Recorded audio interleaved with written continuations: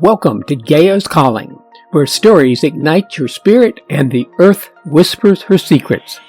I'm Brad Swift, a write-on-purpose author of eco-fiction and nonfiction, inviting you to become an eco-guardian. Together, let's explore the wonders of our world and take action to protect them. Listen closely. Gaia is calling. And today's call is The Strange Man's Inner Game, or How I Avoided Falling into the Drama Triangle in My Daughter's Kitchen. This is part 2 of the Strange Man mini-series, and you can read part 1 if you're in the app or on the website, right here at this link. You know, sometimes the most important spiritual work doesn't happen on a meditation cushion or in the quiet of early morning vows. Sometimes it happens in a kitchen with kids playing, coffee brewing, and a grown daughter calling you a strange man. So if you missed part 1 of the story, here's the short version. I rescued used coffee grounds from my daughter's barista-level machine, packed them neatly into an empty takeout box, and placed the box by the door next to my jacket and knapsack, fully intending to take them home to compost and burn for ash to add to my garden. When Amber discovered my little treasure box and asked what it was, I explained. She paused, looked at me, and said solemnly, "Dad, you are a strange man." Well, we laughed.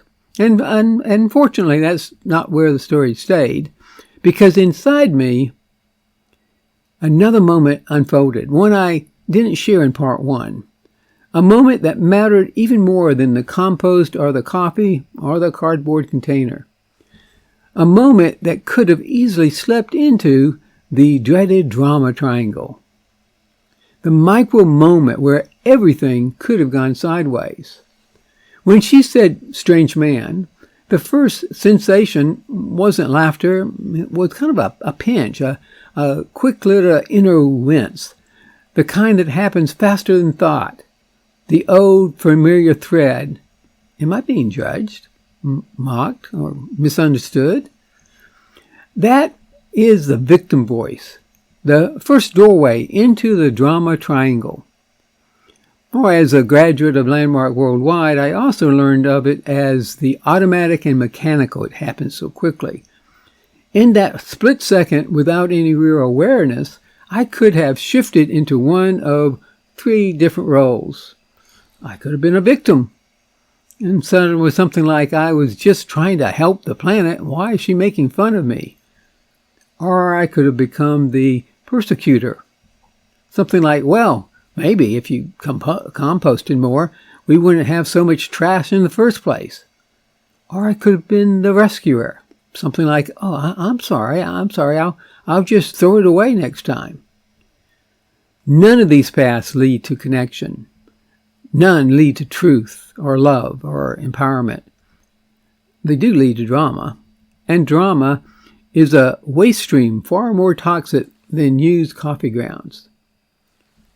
So the pause that saved the moment. What changed everything was one breath, one beat of awareness that said, hold on, this isn't about being judged. This is about being seen. And that's when the deeper truth surfaced. Amber wasn't criticizing me. She was naming what the world hasn't yet caught up to. The emerging, awkward, beautiful phase between one way of living and the next. My strangeness is what it looks like when someone begins living the 4 great truths in a world still arranged around the 4 great untruths. So in that moment, the entire inner landscape shifted from drama to the empowerment dynamic. Instead of slipping into victimhood, something new rose up, the creator role from the empowerment dynamic. And you can check out the book, The Power of Ted, by David Emerald, for more. You see, the creator asks different questions. Something like, what's really happening here? What meaning am I adding? Or is there a possibility hidden inside this moment? And the answer was simple and almost funny. You see, my daughter wasn't dismissing me. She was witnessing my evolution. She was naming the gap, lovingly, between the culture she was raised in by my wife and I, and the one I'm trying to help midwife into existence, a regenerative future based in the four great truths. Suddenly, Strange Man felt, accurate, even honorable. So the deeper lesson here at 76 that I wish I'd learned at 36. There was a time decades ago when a comment like this would have hooked me for hours.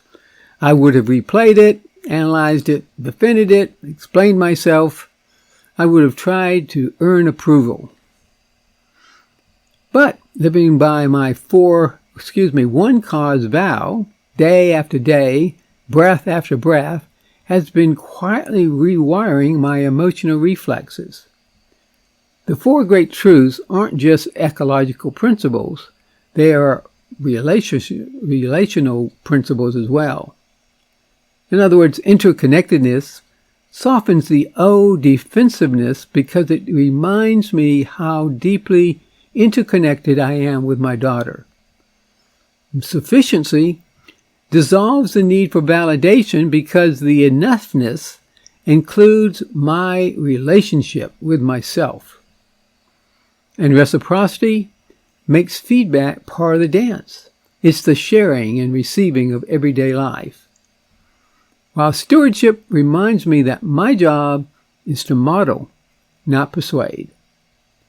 So instead of reacting, I smiled. Because it was true. I am a strange man. A man becoming stranger in all the right ways. And why does this matter in a time of cultural unraveling? We are living through a moment in history when misunderstanding is and will be rampant.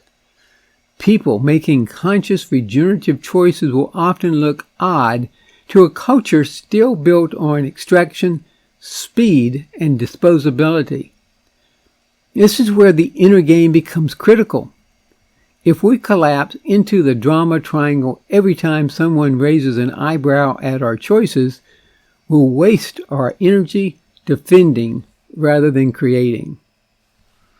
If instead we shift into the empowerment dynamic moment by moment, we become steady, grounded, available for the real work. Living the great truths externally requires practicing them internally and expressing them externally through our words and actions.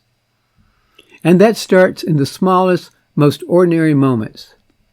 Maybe standing in a kitchen with your daughter, coffee grounds in hand, and an invitation to grow.